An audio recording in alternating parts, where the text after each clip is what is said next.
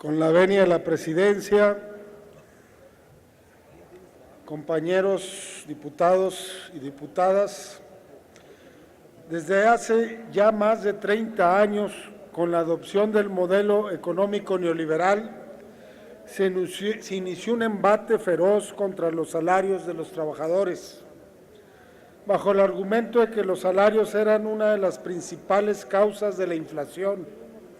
Se inició una política de contención del salario que se les dijo a los trabajadores sería temporal y haría que los salarios reales se recuperaran.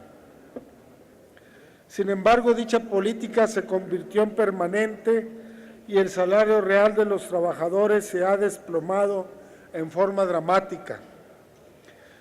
Como se mencionó en la iniciativa y los diversos estudios nacionales e internacionales que han dado cuenta del tema, el poder adquisitivo del salario ha caído en más del 70% en los últimos 30 años. Las implicaciones económicas, sociales y políticas de esto saltan a la vista: bajo crecimiento económico, demanda interna estancada y desaparición de prácticamente la industria destinada al mercado interno, desempleo, abandono de estudios desde edades muy tempranas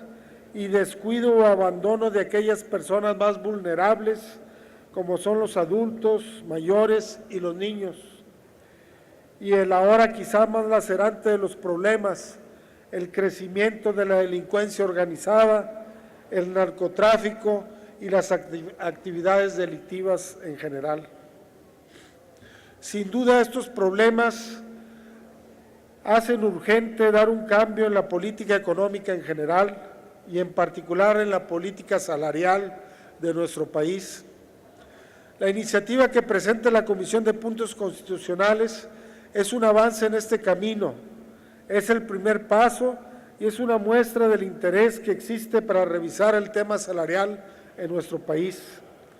Lo que se pretende con la iniciativa es corregir uno de los grandes vicios en los que ha caído el sistema económico jurídico de nuestro país: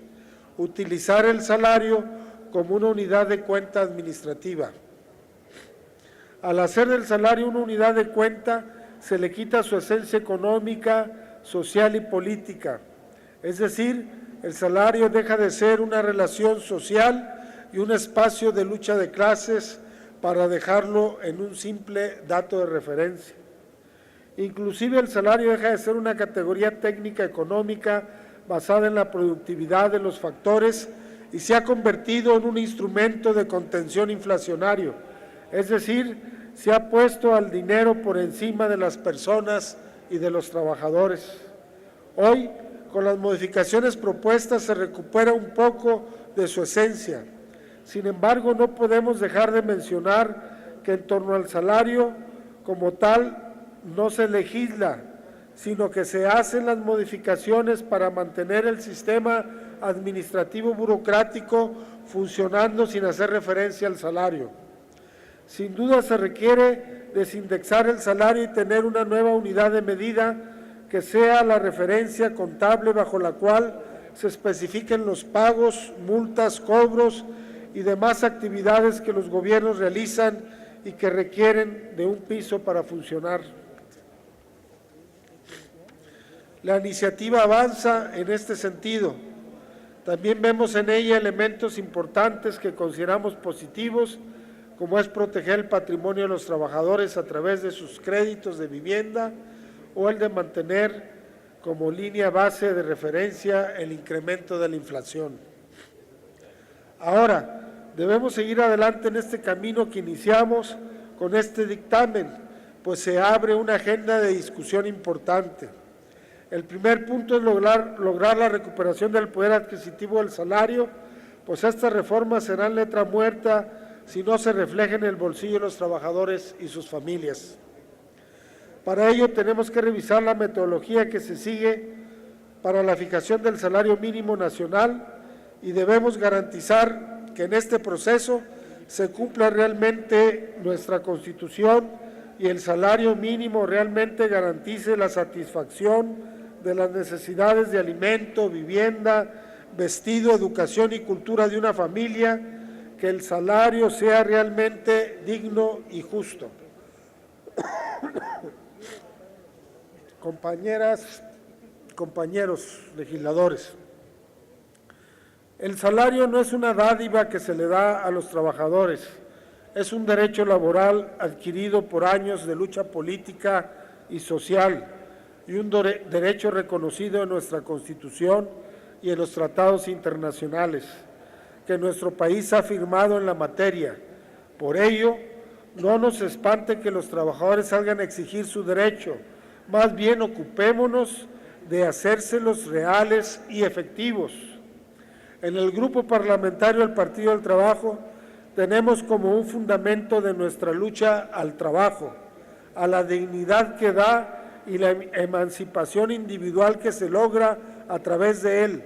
El trabajo nos hace libres y para de esa libertad es saber que por nuestra labor obtenemos lo justo y necesario para vivir bien y por ello la lucha por un salario justo nos hace libres. Compañeros legisladores, compañeras, estamos en una competencia perniciosa entre los países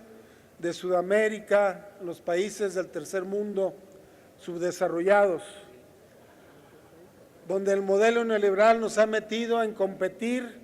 qué país tiene salarios más bajos para que lleguen las inversiones de las corporaciones transnacionales. Por eso el presidente Rafael Correa, presidente de Ecuador,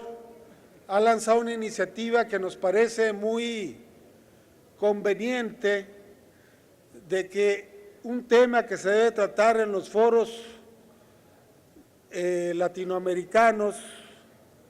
y de los países no alineados es en establecer salarios mínimos regionales,